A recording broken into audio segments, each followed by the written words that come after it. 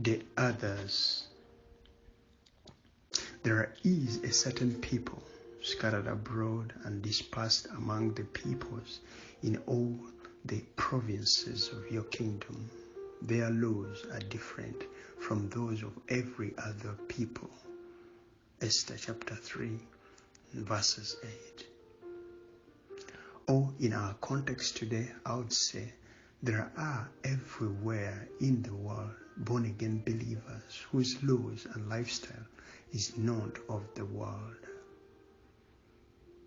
For example, when the world says abortion of an unborn baby due to a mother's convenient reasons is lawful, they call it, according to their laws, murder. When the world says you can marry today and tomorrow divorce for another, they say it's forbidden, adulterous, and sinful in their laws. Luke chapter 16 and verses 18. And the world says hating and mistreatment of your enemy is fair and just. They say love and pray for your enemies. Matthew chapter 5 and verses 44. And the world says return evil for evil. They say do good in return for every evil done to you and emphasize forgiveness in their laws. Luke chapter 6 verses 27 through 29. When the world thinks wealth, power, and fame is success, they say success is to live humbly, selflessly for others and for the praise of their God.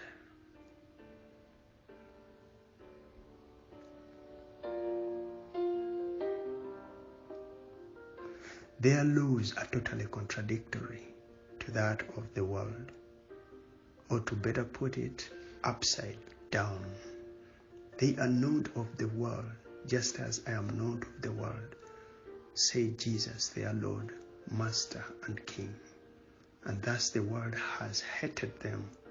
John chapter 17. Meaning they care less what the world thinks of them. Their aim is to please their Lord, even if it's at the cost of their reputation, material loss, or death. Yet I remember when their king was about to be crucified and was brought before Pilate to defend himself. He said, "My kingdom is not of this world. If my kingdom were of this world, my servants would have been fighting, that I might not be delivered over to the Jews. But my kingdom is not from this world." John chapter 18 and verses 36. He cared very little about his earthly life, since the heavenly one was 1,000,000,000 times better to be desired compared to this earthly one.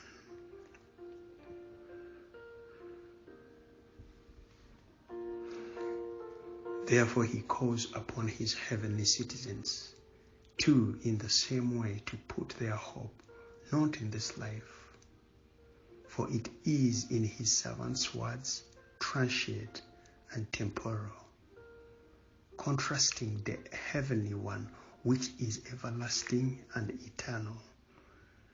He made radical statements like, I tell you, my friends, do not fear those who kill the body and after that have nothing more to do to you. But I warn you whom to fear. Fear him who after he has killed has authority to cast into hell. Yes, I tell you, fear him. Luke chapter 12 and verses 4 through 5.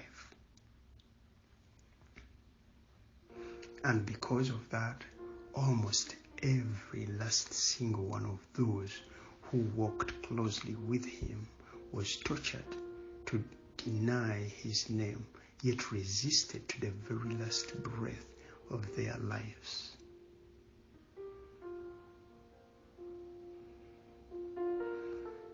To the same end we are called, we who pledge allegiance to the same kingship, not only to suffer and die for his name and kingdom, if he wills, but also to live as sojourners, pilgrims, and aliens in this passing satanic age, resisting all his activities and evil and shining the light of his kingdom.